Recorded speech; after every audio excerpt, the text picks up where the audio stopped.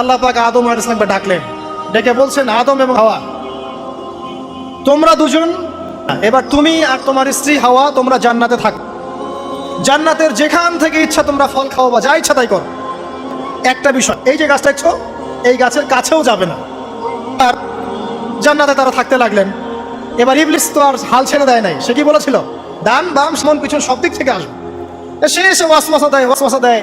কি ওয়াসওয়াসা দেয়? হে আদম, আমি কি তোমাকে বলে দিব এমন একটা গাছের কথা, যেই গাছের ফল খেলে পরে তুমি চিরস্থায়ী জীবন লাভ করবে, কোনোদিন মারা যাবে। সত্যি সত্যি আমাদের পিতামাতা সেই গাছের কাছে চলে গেলেন। যখনই চলে গেলেন, তাদের মনে যে জান্নাতি কাপড় ছিল ধাপাস করে খুলে পড়ে গেল। ইন্না লিল্লাহি ওয়া ইন্না ইলাইহি রাজিউন। আমাদের পিতামাতাকে পুরো মহাবিশ্বে ফেরেশতাদের সামনে জান্নাতে নগ্ন করে দিল ইবলিস।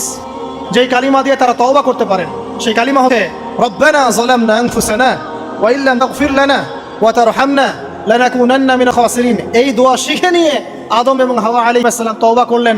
আল্লাহ পাক তাদের তওবা কবুল করে মাফ করে দেন।